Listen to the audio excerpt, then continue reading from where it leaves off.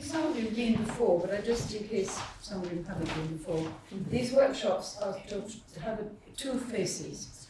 We want to explore Arabic literature in Arabic, because there's a kind of, there are boundary lines between disciplines in English universities, actually, in other universities too.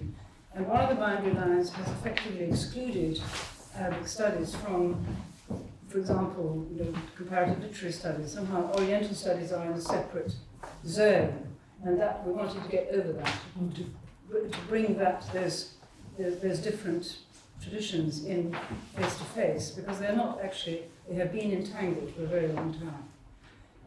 And then, of course, it's a wonderful opportunity to actually encounter living writers of Arabic literature. And then the idea was that perhaps to borrow a kind of leaf from the way that some classical literature has been approached, so that we are now quite familiar with the idea that someone might translate a Greek tragedy who doesn't actually read ancient Greek, that you can do it. So though, obviously, if you have a contemporary writer, there must be a first translation which is faithful. But once the material is in circulation, and that might happen for some of the older material, for the poetry and other writings of the past. I mean, the Arabian Nights is a perfect example. It's many, many translations. So there is, in a sense, the ability to be freer and to approach that material in a kind of very literary way.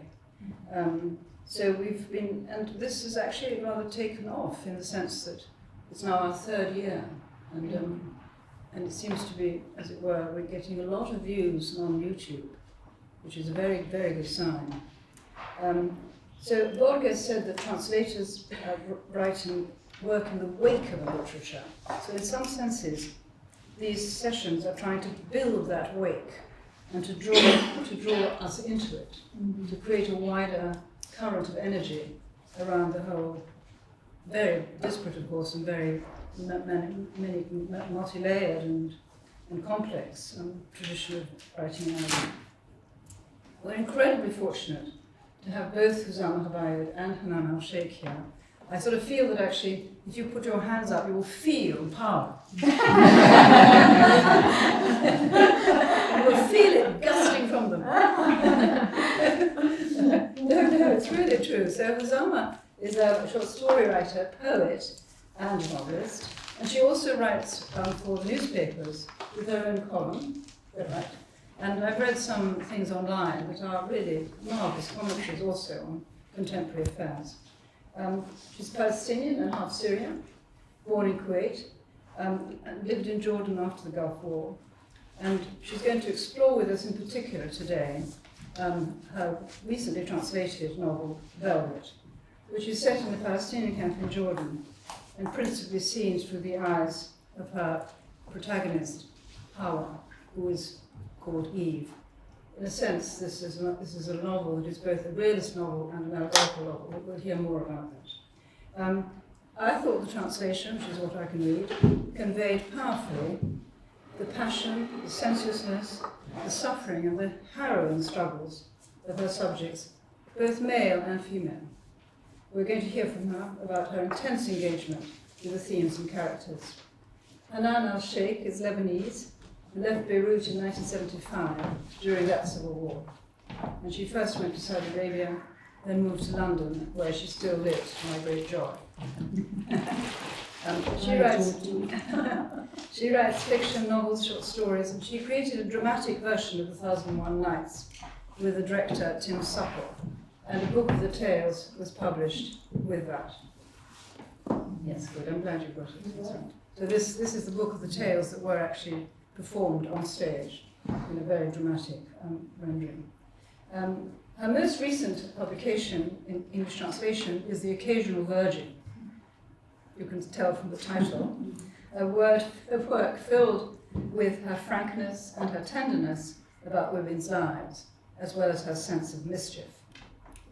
Both of them are significant writers for their expressive imagery and narrative techniques. Both are quite experimental.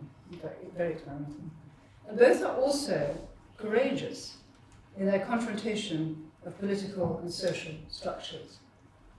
There is a representational element that they're speaking about things we don't know about, but also this mustn't eclipse the fact that you are both literary practitioners of a very high inventive kind. So now, Huzama, over to you. Well, thank you so much for being here. I'm blessed. I have a presentation to show for you all, but if I may go quickly, I have 2 points, but I'll try just to make it as quickly as possible so that to try to give you an idea about velvet. I would like to speak in English or in Arabic. Would you prefer in English, maybe, for mostly? Okay. So velvet, I'm not sure how many of you have read velvet, either in English or in Arabic. Perfect, it's fine with it. Okay, I think, yes. I'm pretty sure about it, especially you, you know. Thank you so much also for this invitation. And again, velvet for me, I've done some interviews with a lot of people here, and sometimes they would ask me if you would like to sum up the idea of velvet. I would say it is a love story, first and foremost. Velvet actually is a love that is lived, and its consequences are paid for by women who are so passionate, who yearn for the unattainable things, and actually women who know how to walk through the muddy alleys of life just to preserve their love and to get hold of the things that are most precious for them. For me, when I talk about the leading lady, Hawa actually endures all kinds of hardship and pain and misery and abuse and violation of her body and integrity as a woman. Despite everything, Hawa maintains her soul unbroken and unshaken. This is what matters most. And not only that, but she appreciates the small pleasures in life that's worth living sometimes for. And also she develops a very powerful ability to imagine things, to forge pleasant feelings, even in the middle of the worst kind of misery or pain or torture even you can imagine. We appreciate Hawa here in this novel for the love she exhibits in the darkest moments of her life. So actually, in its essence, Velvet is a love story. It is about true love, true passion, and lusting and yearning at a time when you feel that there is no room for love at all. And the setup is the Palestinian camp al-Baqa, Mukhayyam al-Baqa in Jordan. It's one of the biggest Palestinian camps. And what's really different about this camp, in a way, it's so huge, it becomes like sort of a shanty town. It's more of a shanty town than a camp. And in the heart, it's not about the politics. It's not about the Palestinian question here. It's about the people, the ordinary people whose story untold. What I care about is to unravel their stories and their passions. So in the heart of this setup, of this rugged, miserable place, in a place where there is all kind of feelings of anger and discontent and frustration and decay and rottenness that has been festering all times and all these years, yet in the middle of all this, love blooms, strangely enough. And then you can smell the nice smells of the freshly cooked food, and you can hear the crystal-like water-dripping voice of Fairuz, and also you can appreciate the touch of soft, rich velvet. So here I'm going to talk about just 2 points quickly. So we'll go for here, for it is more than rain. Actually, if you start reading, I'll try to pass this one because there's another interesting part. I'm sure even Chen would like to have it. So it's here we have the bullets of rain. Yes, we'll start with this one. If you go and read from, this is the first page of the novel, the rain was not in a docile mood. It certainly wasn't flowing soft or gentle, nor was it graceful, treading lightly on the earth. لم يكن مزاج المطر سلسا. From the very beginning, the opening scene here, the ambience usually of the narrative itself is rather here rugged and tense, and there is a lot of rain, heavy rain falling. And if you go on and read the first few pages and listen carefully, You can even listen to the sound of the rain in all moods and speeds. It's very violent, it's very actually fierce, and it's like a whip falling on the naked flesh of nature. It's sometimes like even like khanajur al-ma, it's like bullets, like daggers splitting there. So it's terrifying. It's very loud and it's terrifying. And you feel something wrong is going to happen here, okay? And then we'll move on. You can, in the first introductory pages, you learn that it has been raining unstoppably for 7 days. For 7 days. And all of a sudden, on the 8th day, it gives the sense of creation or not creation in this kind of feeling, yes. On the 8th day, all of a sudden, the rain stopped. And there was a sun, and it has as if it never rained before. And usually the rain stops, and here comes everything ugly you can imagine. Usually water, even our culture, or rain is meant to wash the scum. Yes. It is meant to clear the air. But here it seems that the rain actually only meant to expose the true ugliness and the rugged place and the tense place of the camp. Actually here it brings more stagnation and more decay, and it seems that the world is even more tarnished than ever because of the rain. And as a reader, you have a scenery, all the senses just conflict with each other. You can smell all kinds of odors. Here you can have the urine, the sweat, and the reused oil. And everything here actually just develops, and it throws yourself, it throws itself on your own senses, and you feel the camp. And you can also, it goes on to talk about the muddy roads and about the walls and all these spots. And if you have never been to a camp, I think I have something here for you. Can we move on? Look at these. Here, these photos I took years ago, and this one here, a little girl, and all this come there, and this one of a previous rain. And it would stay there, and people would just jump in. Life goes, usual. This is business usual for them, which actually the rain here is meant to expose and not to clean. And it exposed the true essence, the miserable reality of the camp. Then the introduction of Hawa. We get to know Hawa from the very beginning. The story is about one day in the life of Hawa, actually. She goes out after the rain stops to do some errands and to buy things for her, because we know that she is in love and she wants to prepare for her coming wedding. And through her journey, we get to know all the past 40 years of her life, almost. Now, Hawa, clearly, she says here, in general, people's feelings remained hidden, but Hawa's feelings remained open during the violent beating rain, yearning for the water, for ever more water. She loved the sun, and she loved it. That's not raining anymore, but she loves rain, and she loves winter. And it's very strange, because at a time like this kind of rain and in this kind of environment, you would not look for rain. And then later on, we know why would Hawa actually would implore for more rain or for endless water here. So she says, anyway, it's a beautiful morning, she says to herself from behind the window of her house, as she opens it on a horizon no longer wet, on a day when the sun has wakened after a long sleep. Today's sun, a vision of summer and daylight. Tomorrow, water and companionable winter, freighted with promise. All the good promises for her come with the rain and with winter. I thought that maybe because when it rains, everyone will be hiding, except she can do whatever she wants. And that's it. Actually, then love blossoms under heavy rain and hail. When she meets Munir, the man whom she loves, it was raining and started also throwing hail. She felt it was like stones on her. And for Hawa, actually, as a matter of fact here, this love story is always associated with rain. Mm-hmm.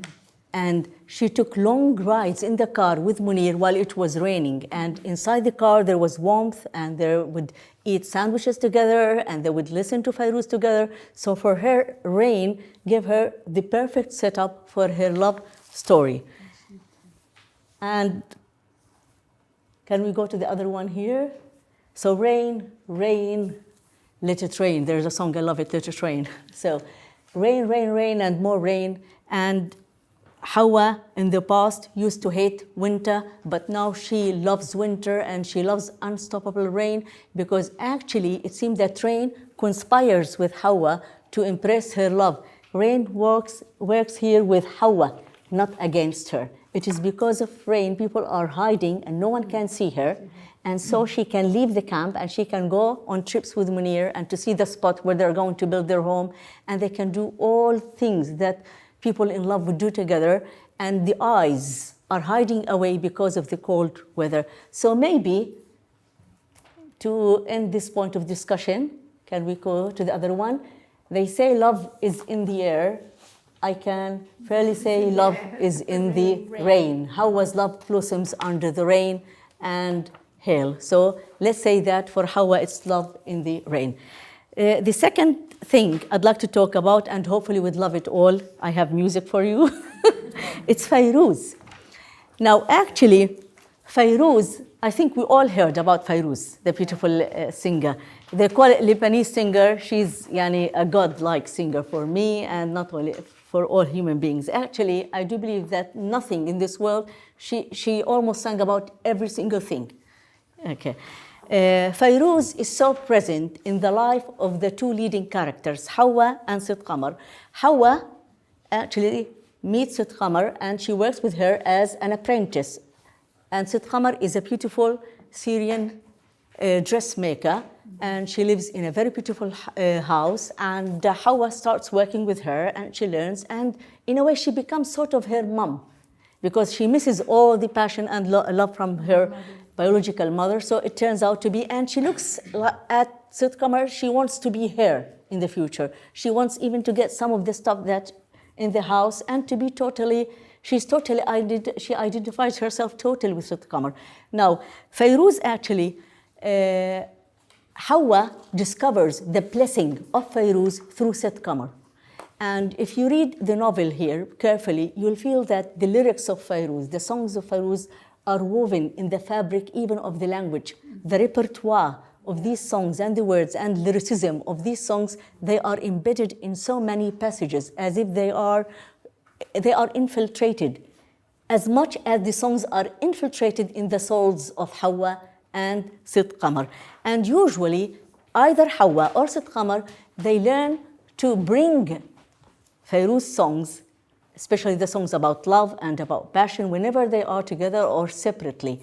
And both of them come to understand that they don't have to listen to Fairuz physically. They hear Fairuz singing inside their minds. Now, there's a special song here. When Sid Qamar listens to this song, she becomes totally different, and she, as if actually she recalls a memory from the past. And then after reading few passages and few chapters, we learn that she had a very intense, short love relationship with a Palestinian Fida'i, a fighter, freedom, who comes to her home hiding.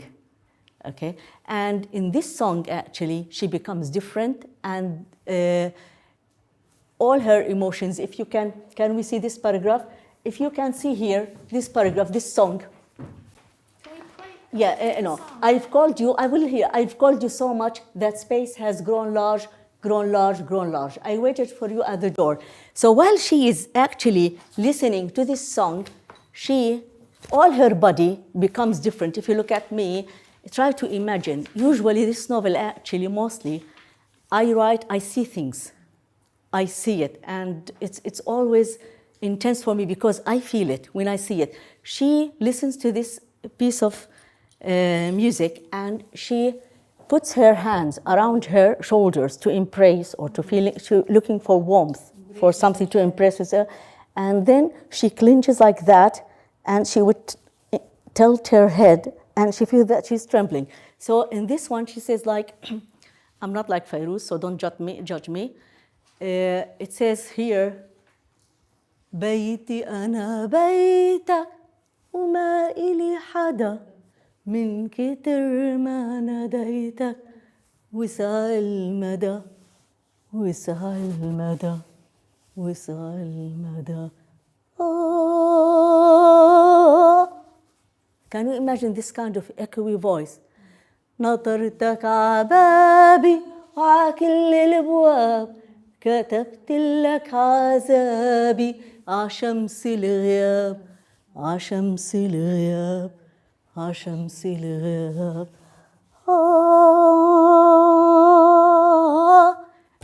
And she would fall. لا تهملني لا تنساني ما إلي غيرك لا تنساني. And she starts crying. So we can hear it now and try to imagine صوت قمر. Can we hear this song? Is it embedded in there? Yeah, supposedly. Yeah, it is embedded. This wonderful. It is embedded, I'm pretty sure. Yeah.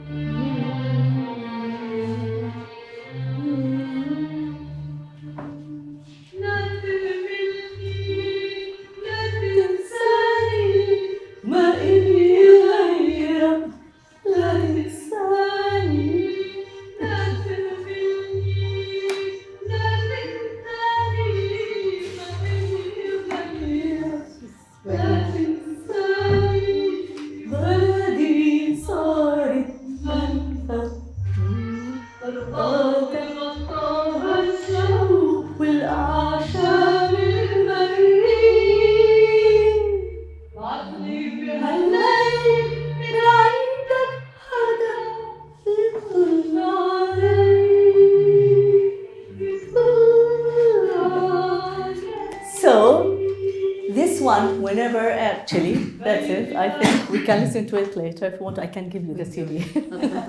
Mine or hers? Oh, okay. So, whenever she hears it, she becomes so nostalgic. And if you listen to Fairuz carefully, her voice actually is always related most of the times to an echo, as if an echo is brought from the past. And that's why usually Fairuz is heard whenever you want to recall a memory of something, to remember something. Now, there's one song here, the next one. This one. Actually, this one has a very interesting story with my translator, with this song. This one. Hawa walking or maybe dancing. If you read Velvet, I'm not going to actually to give you any spoilers. I think enough about that. Yes, I'll try. Yes, I'll try not to. And Hawa, when she gets married, she has a bed, and she gets rid of this bed. And in discussion, if you want, I can tell you what did she do. And after 20 years or so, her husband Nazmi comes in and he tells her, "Hi, I want to divorce you." And that's it. And she cries, actually. Hawa, she cries, not because she's going to miss him.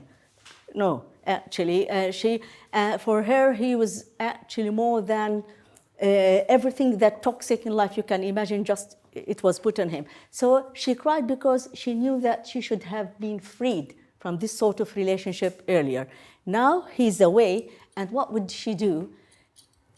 The first time, she got rid of the bed. When they first met after 2 or 3 months. Now, he has some sort of like a mattress or a pallet thing, and when he leaves, she cleans the home and the walls and everything, and she wants to just get rid of every single thing that reminds her of Nazmi. So she had the place where he would sleep in. She would carry the pallet and the blanket, and she's a robust woman, and she put it on her back. Can we see this song now? And before we work this song, and she goes out, and she has with her the pitcher with kerosene, and she goes to the dumpster, and she carries everything there. And when she is going there, there is a song playing inside her. Nobody hears this song, only her, okay? And she feels that she becomes like a bird, and she becomes even taller and stronger, and the song starts working. And so you can imagine all this stuff on her back like that. Can we walk? And then she starts walking here. So she's walking to the dumpster. Look, you can imagine, and all the kids around her, please, auntie, let us have all. She says, no, I can do it. And she's walking here, slowly first. And she starts singing in her voice. And all these heavy things here, she's carrying it on her back and shoulder. And all the kids are following her.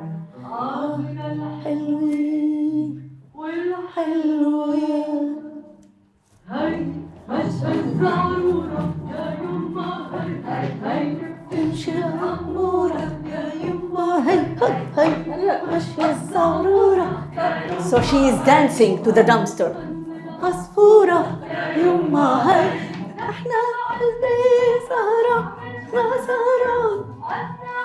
So you can imagine, she is having this song and she's so happy. She feels victorious at least once in her life, and throwing it, and she goes to the dumpster, she put it there, and she burns everything that reminds her of Nazmi.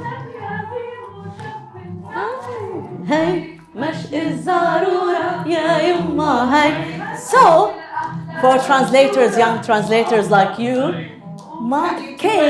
Kay sent me an email, okay? And I have this email here. Can we move it?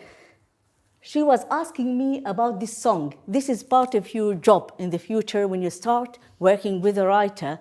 It's usually like, I know that maybe Jonathan here, he is one of the most famous, by the way, translators from Arabic to English, and he knows that it is not a must that an Arab writer knows English, but it does help a translator, because you have, so ask me about mashq al-zarura. What does it mean, mashq?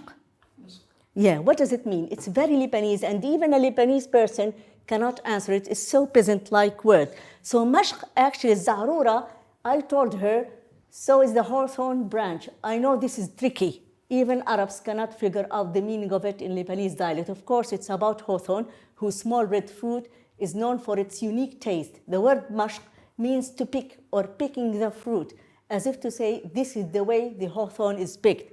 Hawa, it's like, it's the song about a girl telling her mom, you don't have to teach me anymore how to pick the hawthorn and not to get by the thorns. I can do it myself, which means, actually it implies the picking hawthorn is not easy since it's thorny, therefore it needs to be learned or taught and done properly. So everything, like everything in life, if you contemplate the scene again, you will know why Hawa recalls this song while she was in her way to get rid of the last piece in her house that connects her to Nazmi, and kisses to you and to her, of course. And she said, you know what, I appreciate even the song now much better and the scenery, because she comes to understand what does it mean here to have this kind of songs.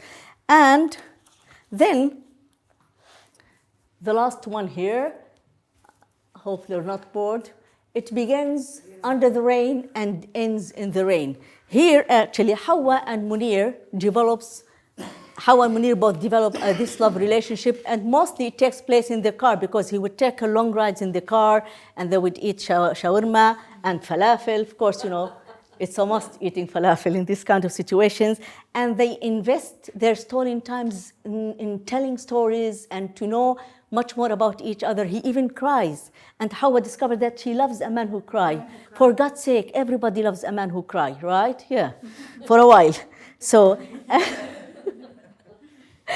So, and one day they go to the sea, and there was a song, and it's rather painful for her because they listen to songs, for Fairuz. And Munir, he tried to silence this song because he knows that sometimes even Fairuz sings about love and loss. And she felt that this song actually foretells the future together. It says here, they say love kills time, and they say time kills love. Come, my darling, let us go before time, before love. Here at the sea, Munir silences Fairuz, but her heartbroken voice remains by the great sea and the distant sky and the many winter trips still singing Hawa's head. The story began under the rain. This is the song. In the first rain, they loved one another, and it ended in the rain. Under the second rain, they left one another. If you can now listen to the song, it's so echoey, it's so actually nostalgic, and it gives you a deep sense of loss, something that has passed away a long time ago. Can we make it higher, or this is the highest? Yeah.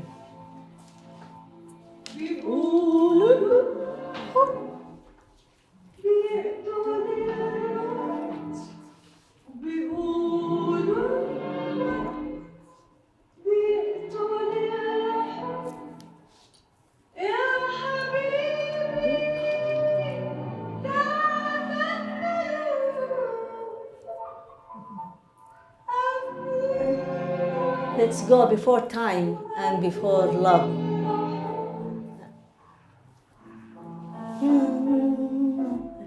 The story starts under the rain. بديت القصة تحت الشتي بأول شتي حبوا بعض خلصت القصة بتاني شتي تحت الشتي تركوا بعض بديت القصة تحت الشتي بأول شتي حبوا. They loved each other in the first rain, like Hawa and Munir, and it ended in the rain. تحت الشتي تركوا بعض حبوا بعض تركوا بعض. As if farewell. حبوا بعض تركوا بعض. So, thank you so much for that, and I think that this song can tell you a lot about this story. Thank you so much.